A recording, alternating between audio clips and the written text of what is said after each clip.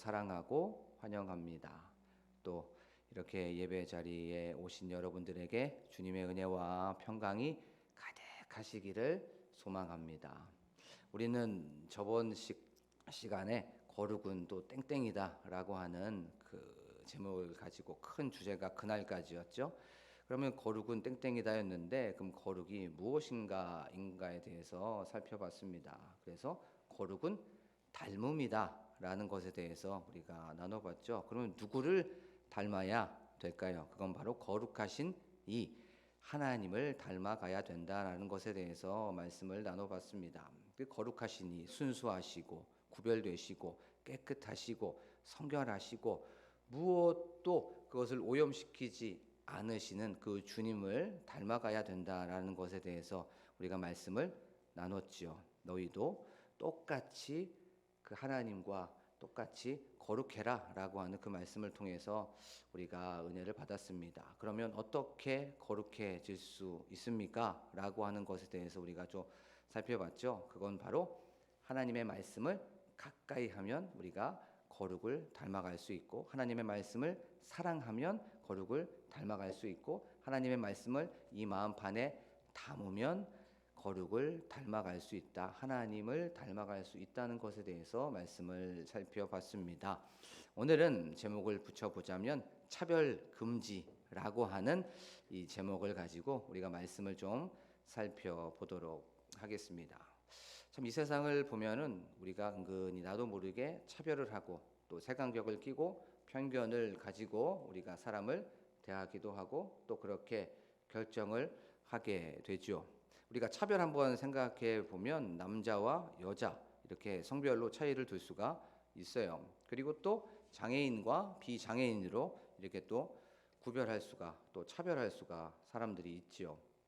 그다음에 또 지역의 또 특성에 따라서 차별합니다. 경상도인지 아니면 전라도인지 이렇게 하면서 또 차별을 할 수가 있습니다. 또 직업을 가지고 또 차별하게 되죠. 기술직인지 생산직인지 전문직인지 사무직인지 이것을 통해서도 차별을 하게 됩니다. 이것처럼 우리는 세상을 살아가다 보면은 나도 모르게 세상의 기준으로 또 세상의 그 방식으로 차별을 할 때가 있다는 거예요. 그런데 오늘 성경에 보면 뭐라고 말하고 있냐면 17절에 보면 외모로 보시지 않고라고 성경은 말씀하고 있습니다. 그러면 하나님은 어떤 하나님입니까? 차별하시지 아니하시고 공평하신 하나님인 줄로 믿습니다. 아멘. 자, 외모라고 하는 뜻이 뭐 편견 없이, 편애 없이, 차별 없이라고 하는 뜻이 있어요. 그러면 이 말씀을 합쳐보면 하나님은 편애가 없으신 분이고 하나님은 편견이 없으신 분이고 하나님은 차별이 없으신 분이라고 성경은 분명히 말씀하고 있음을 우리가 보게 되죠. 근데 이 외모라고 하는 이 단어의 어원이 되게 재미있어요. 이 어원이 뭐냐면 얼굴을 좀 봐달라라고 하는 그런 뜻을 가지고 있어요. 얼굴을 좀 봐달라. 우리 예전에 이런 거 많이 했죠. 내 얼굴을 좀 봐봐. 나 이런 사람이야. 나 이러한 사람이야 라고 하면서 그런 것들을 우리가 경험했고 아니면 봤던 것들이 있습니다. 예를 들면 뭐 국회의원들이나 아니면 뭐 서장이나 아니면 검찰총장이나 이런 사람이 어떤 문제 앞에서 그것이 좀 탄로가 나게 되었을 때 나 이런 사람이야. 내 얼굴 좀 봐봐 라고 하면서 그 뜻이 바로 요 외모라는 거예요. 그런데 하나님은 외모를 취하시지 않고 외모를 보시지 않는다고 했으니까 하나님께서는 공평하게 사람의 겉모습, 어떤 사람의 스펙, 어떤 사람의 뒷배경, 사람의 백 그런 것들을 보시지 않고 그러면 어떻게 심판한다고 말씀하고 있죠? 오늘 말씀에 보면 17절에 바로 외모로 보시지 않고 각 사람의 행위대로 심판한다고 성경은 말씀하고 있습니다. 그래요. 하나님께서는 사람을 불공평하게 대하거나 또 편견을 갖고 대하시지 않고 오직 외모로 판단하시고 행위로 판단하시고 또 행위를 통해서 심판한다고 말씀하고 있는 것을 보게 됩니다. 사람이 실수할 수도 있는 거죠. 그렇죠? 네? 너그럽고 여유롭게 좀 넉넉하게 사람이 좀 이렇게 마음을 열어놨으면 좋겠습니다. 아주 그냥 뾰족해 주겠어요.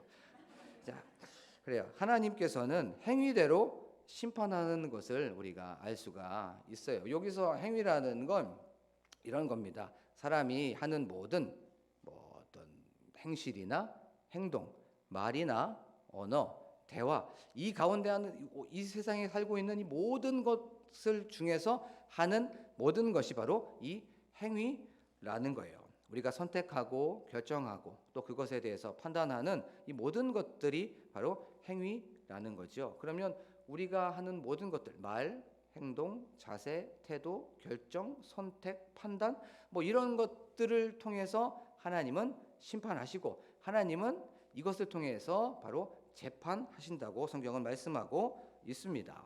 예를 들어 보면 우리의 삶 속에서 거짓말하고 또 겸손하지 않고 교만하고 분노하고 속이고 나태하고 태만한 그런 행동을 보면서 하나님께서는 심판하시고 판단하신다는 거예요. 또 반대로 너희들이 하는 겸손하게 행하면서 진실하고 정직하고 거짓말하지 않고 공평하게 공의롭게 하는 그 행위를 보면서 하나님께서는 판단하시고 심판하신다는 거예요.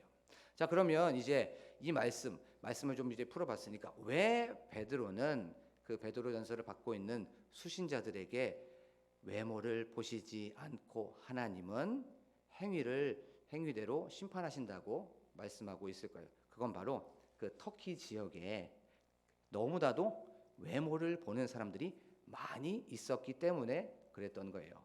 그 소아시아 지역에 외모를 보면서 겉모습을 보면서 또 뒤에 있는 배경을 보면서 그들의 어떤 지혜, 지식 또 뒷배를 보면서 그것을 보면서 공정하지 않게 판결하고 또 공의롭지 않게 재판하고 또 그것에 대하여서 정의롭지 않게 하는 사람들이 너무나도 많이 있었어요.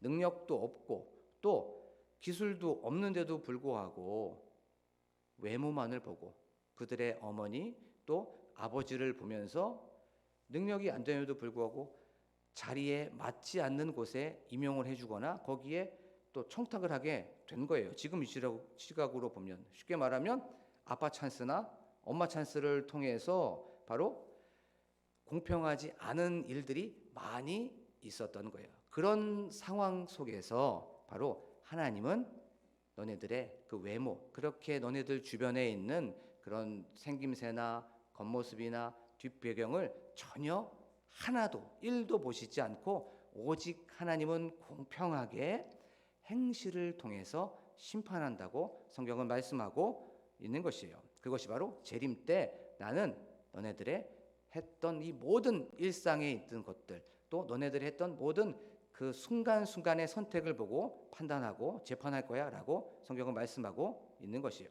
자, 그럼 우리가 한번 또 생각해 볼 수가 있죠. 그 당시에 그러면 예수님을 믿는 그 당시의 수신자들 소아시아 지역에 있었던 그들의 외모는 어땠을까요? 터키 지역에 있었던 이방인들 그들의 외모는 그렇게 공평하지 못했다면 예수 믿는 사람들의 외모는 어땠는지 우리가 한번 생각해 봐야 되죠. 그들은 예수님을 믿고 있었기 때문에 그들이 그렇게 자랑했던 것들, 그들이 그렇게 사랑했던 것들, 그들이 그렇게 내가 추구했던 것들을 다 내려놨습니다.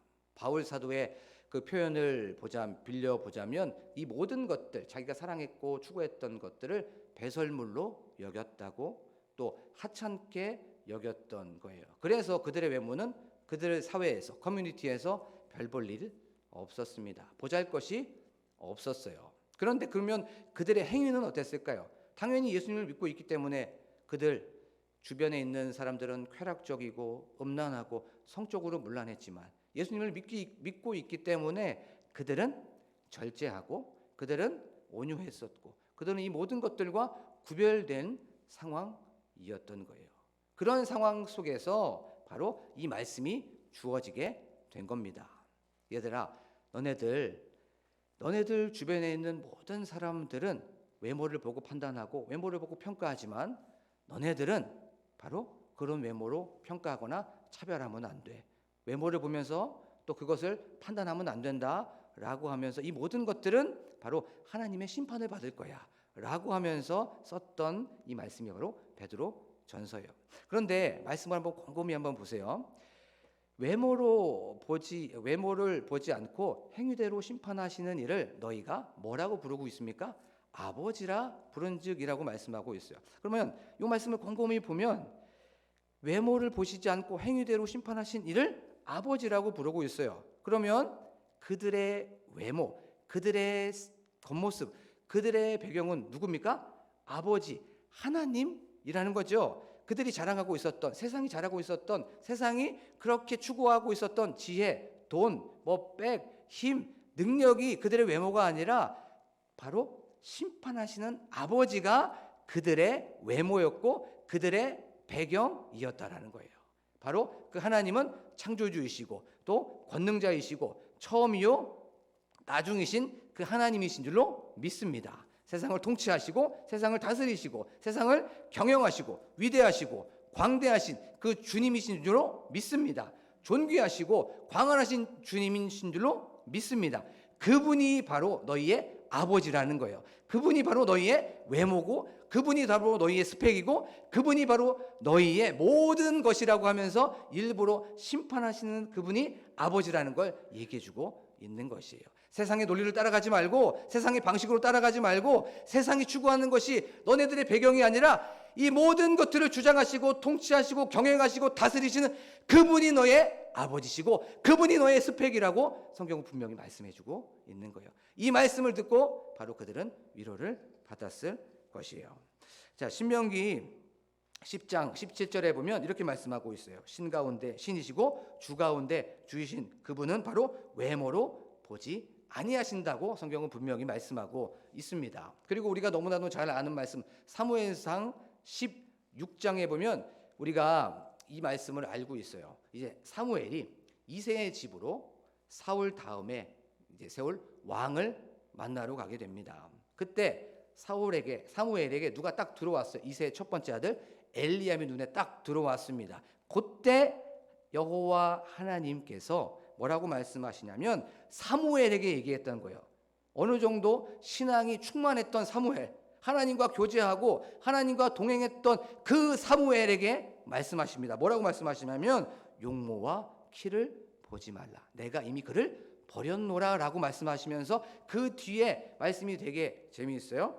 내가 보는 것은 사람과 같지 아니하도다. 사람은 외모를 보거니와 나 여호와는 무엇을 본다? 중심을 보느니라 하느니라 라고 성경은 말씀하고 있습니다. 사무엘조차도 외모를 보면서 또 색안경을 끼고 편견을 가지고 봤던 거예요. 하나님과 그렇게 끈끈해 있었던 사무엘조차 그렇게 했던 거예요. 자, 그러면 이제 우리의 삶 속에서 한번 적용을 해 보겠습니다.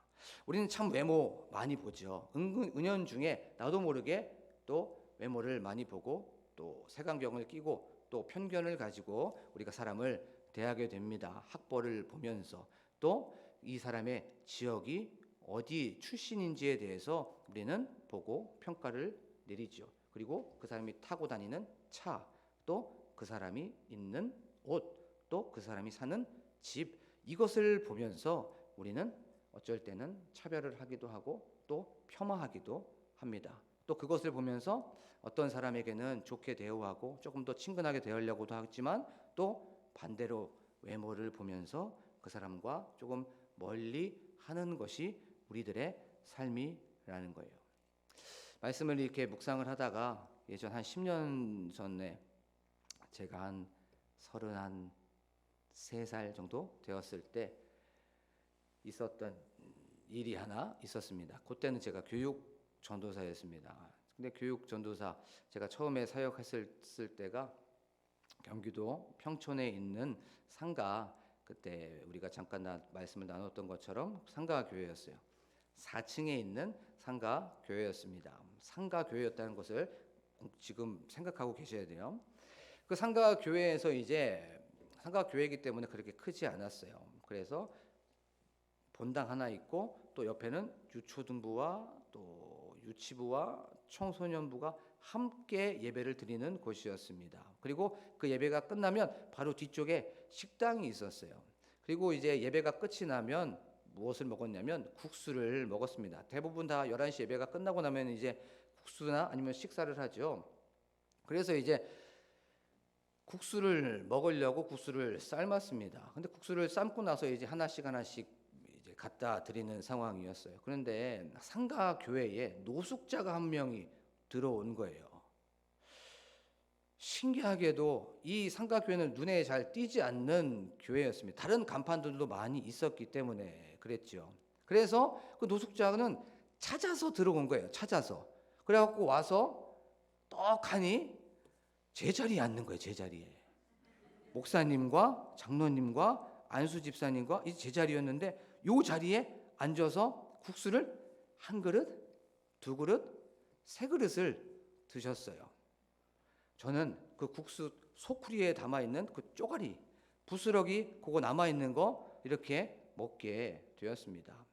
그러면서 이제 혼자서 이렇게 얘기했습니다. 큰 교회 가지. 왜 우리 교회 와가지고 이렇게 조그만 교회 이렇게 왔지? 라고 생각이 들어서 그냥 지나갔어요. 문제는 그 다음 주였어요. 그 다음 주에 그 노숙자가 또 왔어요. 또 와가지고 또 제자리에 앉았어요. 그러면서 국수를 한 그릇, 두 그릇. 이번에는 제가 국수를 못 먹을까봐 한 그릇을 따로 빼놨어요. 그리고 나서 세 그릇을 또 드시는 것을 보게 되었습니다. 아니, 큰 교회도 있고, 그리고 좋은 밥 주는 데도 있는데, 왜 우리 교회에 와가고, 그리고 나서 노숙자들은 대부분 악취가 좀 나죠. 그런데도 불구하고 저는 계속 그 노숙자가 왜 왔지? 라고, 왜 우리 교회에 왔지를 생각했습니다. 그리고 나서 이제 집으로 돌아가고 저녁 때가 되었어요. 저녁 때 이제 하루를 이제 마감하면서 하루를 좀 생각해 보잖아요. 그러면서 이런저런 사건들을 보게 됩니다. 생각하게 되죠. 그러면서 이제 11시 예배 끝나고 국수를 먹었던 그 상황이 생각이 났던 거예요. 왜 노숙자가 우리 교회로 왔을까? 잘 보이지도 않고 잘 눈에 띄지도 않는데 왜 우리 교회로 와서 국수를 세 그릇이나 먹었을까? 라고 하면서 곰곰이 생각하는 그때 어떤 생각이 좀 들었냐면, 만약에 예수님께서 나의 어떤 믿음이나 신앙을 테스트해 보기 위해서 그 사람을 보냈다면 나는 참 이 테스트에서 불합격된 사람이구나, 하나님의 그 점수에서 미달된 사람이구나라는 것을 보게 되었습니다. 알게 되었어요. 우리가 어떤 식당을 평가하게 될 때 어떤 사람을 보내서 맛이나 어떤 친절함이나 분위기나 아니면 서비스나 이런 것들을 보고 별점을 체크하는 것처럼 예수님께서 나의 신앙, 나의 믿음을 점검해 보기 위해서 그 노숙자를 보낸 것은 아닐까라고 하면서 그런 생각이 들었을 때 굉장히 많이 찔림을 받았습니다. 그리고 나서 이제 마음가짐을 했어요. 내가 다음 주에 오면 열심히 섬겨주고 다음 주에 오시면 그 사람을 내가 열심히 또 겸손하게 또 잘 섬겨야 되겠다라고 하면서 이제 마음가짐을 갖고 이제 일주일을 기다렸습니다. 이제 주일이 되었어요. 이제 12시가 돼서 국수를 나르고 또 배달을 하고 있었습니다. 갖다 드리고 있었어요. 근데 기다려도 그 노숙자가 나타나지 않았습니다. 한 주가 지나고 두 주가 지나고 세 주가 지나고 제가 사역하는 그때까지 단 한 번도 나타나지 않았어요. 저는 그래서 오늘 말씀을 보면서 외모를 보시지 않는다는 그 말을 한번 생각이 들었습니다. 나는 요즘에 사역자로서 우리 성도님들을 외모로 보지 않고 있을까? 외모로 그렇게 차별하지 않고 있을까?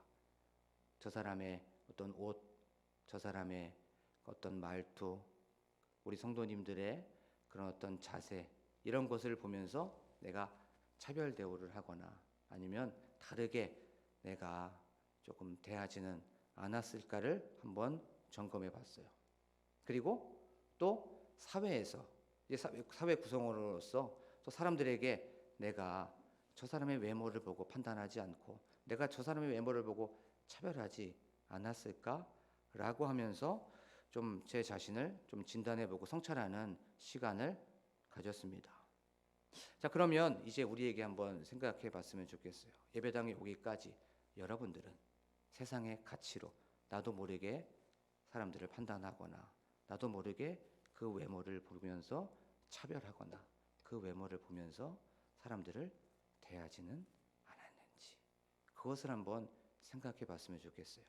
그리스도인이라면, 성도라면, 예수님을 따라가는 제자라면 차별하지 않아야 됨에도 불구하고 외모를 보지 않고 또 겉모습이나 그 배경이나 뒷부분을 보지 않고 공평하게 공정하게 그렇게 대해야 됨에도 불구하고 나는 나도 모르게 세상의 논리로, 세상의 방식대로, 세상의 원칙대로 그렇게 살아가지 않았는지 자신에게 한번 질문해 봤으면 좋겠어요.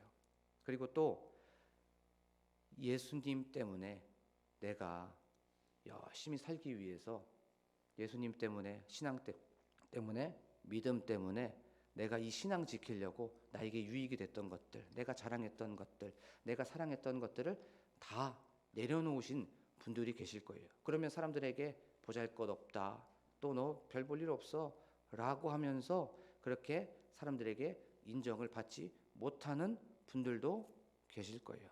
그리고 또 그들의 행위는 바로 절제하고 또 구별되고 또 거룩하게 살려고 했는 분들이 계실 거예요. 근데 오늘 성경은 분명히 말씀합니다. 외모를 보시지 않고 그 행위를 보고 판단하신다고 성경은 말씀하고 있습니다. 하나님은 거룩하게 살기 위해서, 하나님은 신앙 지키기 위해서, 하나님께서는 믿음 지키기 위해서, 예수님을 닮아가기 위해서 내려놓고 포기하고 부인하는 그 행위를 보고 잘했어, 힘들었지, 내가 재림 때에 하나님께서는 분명히 칭찬해 주실 줄로 믿습니다. 그리고 또한 이게 있어요. 우리가 예수님 때문에 이 모든 것들을 내려놨을 때 사람들은 세상의 관점으로 봤을 때, 세상의 기준으로 봤을 땐 우리가 초라해 보일 수도 있습니다. 작아질 수 있어요. 하지만 이 말씀을 기억하십시오. 심판하시는 이를 아버지라고 부른다는 거. 우리의 배경, 우리의 스펙, 우리의 겉모습, 우리의 모든 것은 바로 하나님이라는 것을 기억하면서 나아가는 저와 여러분이 되기를 간절히 축복합니다. 우리 지금 이 시간 찬양하면서 나아가기를 원합니다. 우리가 찬양하면서 나아갈 때에 한번 생각해 봤으면 좋겠습니다. 예수님의 제자로서, 그리스도인으로서 살아